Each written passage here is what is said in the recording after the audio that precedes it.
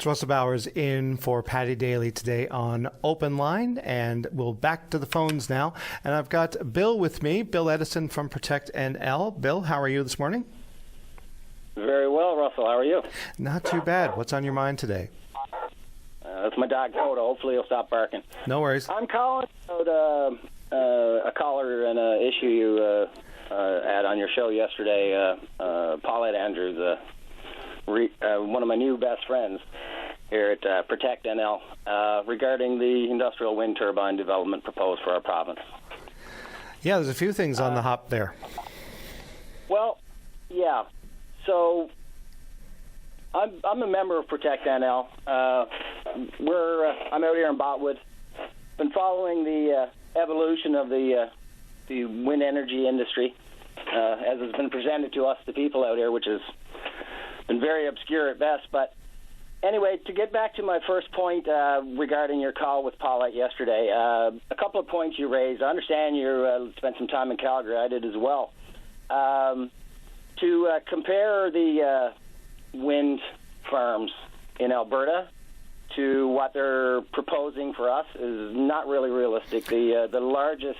I didn't compare them. All I said was that they do exist in Alberta and are playing a role in the energy grid in Alberta. I don't know in any great detail what they're proposing for this province, so it might be apples and oranges, other than the fact that it involves wind turbine and energy production. Well, apples and oranges is a very good analogy, I would think. The largest project in Alberta, Whitlaw Wind, has 98 turbines, producing a total of 352 megawatts. That's like one-tenth of our medium projects proposed here. The total capacity of Alberta in wind energy is 4,400 megawatts. They're proposing 21,000 here, or 21 gigawatts for our province. The scale of it's just mind-blowing, Russell. The facts don't lie. And even to leave Alberta and then go down to Quebec, which is the second largest project in Canada as of 2023. And the tallest structures there are 80 meters tall. The tallest ones in Alberta, 105 meters tall. Mm-hmm. They're looking at bringing towers here over 200 meters. According to who? Right. So we're talking twice the size of the machines, and the amount of them is incredible. It's like tenfold, right, for anything that's being done in Alberta. Ontario's the same thing. They have 5,500 megawatts of production capacity. Again, here they're bringing us 21,000. Like, the scale is mind-blowing. So it's not an apples and oranges. It's something that the people really need to understand is incredibly important. And the way that was raised with Paulette yesterday, I just thought that we wanted to clear the air to make sure that there is not a comparison, and that all your listeners understand that it is clearly apples and oranges. Well, from what I gather from the Alberta government, so they've got about 900 of these wind turbines spread out across the province. There's about 19 wind farms in total.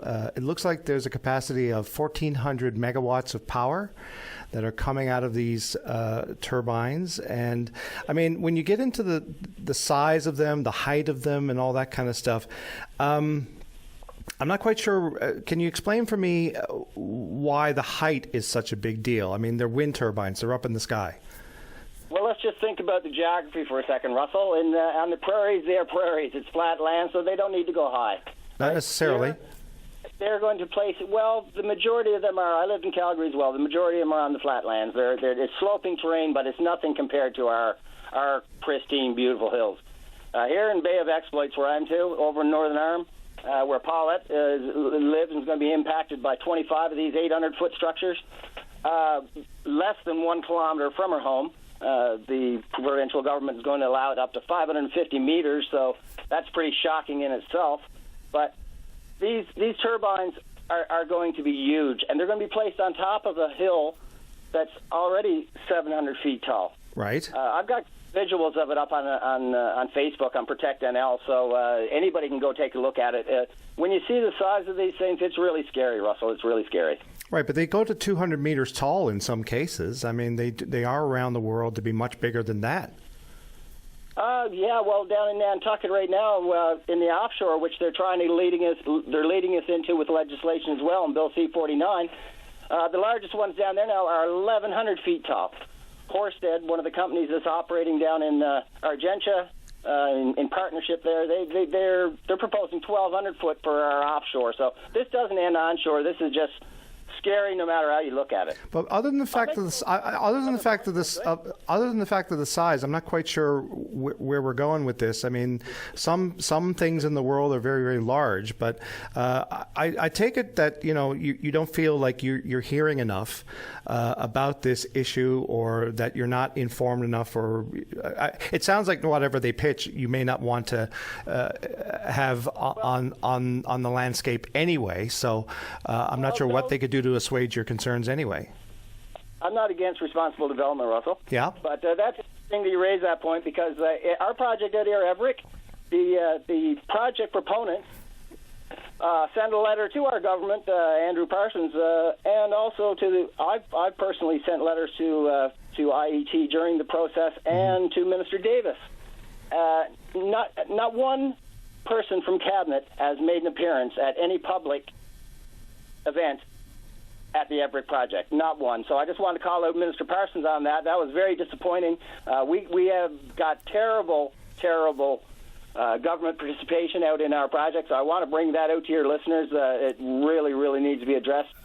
But about your question of the day, listen, I don't want to go down any other rabbit hole here, because we've got a break for news, and I know you've made an important point here this morning, Bill. But I've got a break for news.